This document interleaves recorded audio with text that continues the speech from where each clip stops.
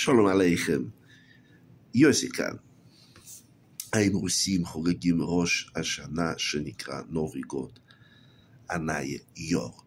בטח, אנחנו חוגגים את נובי גוד ביתר שאת וביתר עוז. אפילו אנשים דתיים מכל מיני זרמים מגיעים לחגוג איתנו נובי גוד. דתיים לאומיים, אפילו לפעמים ליטאים, והרבה חסידים מכל מיני זרמים.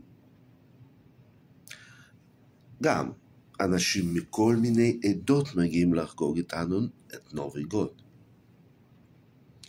תימנים, ספרדים, וכמובן המון אשכנזים ממוצא דוברי רוסית, אבל לא רק, גם אמריקאים, פולנים, הונגרים, בלרוסים, אוקראינים, כולם נוהרים לחגוג נובי גוד.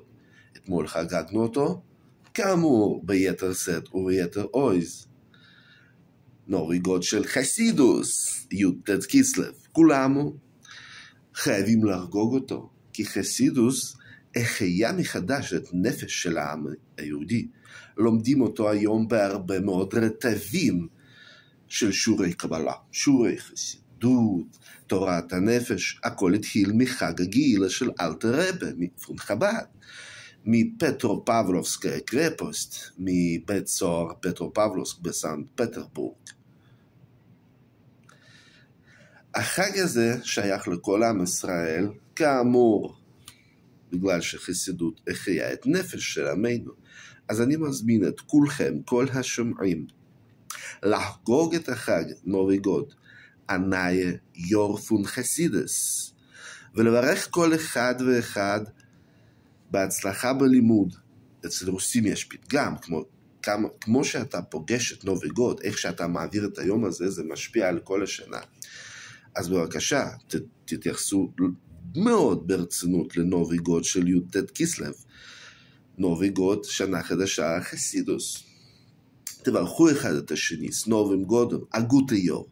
לא משנה מאיזה עדה אתם, תגידו, הגזונט היור. היור פול mit לימוד פון ניגלה, גמור, ופון חסידוס זיכר. ובוודאי של חסידוס. תלמדו חסידוס, תחגגו את נובי גוד, ותמיד תהיו אופטימיים. טראכט גוד ואס ואת זיין גוד.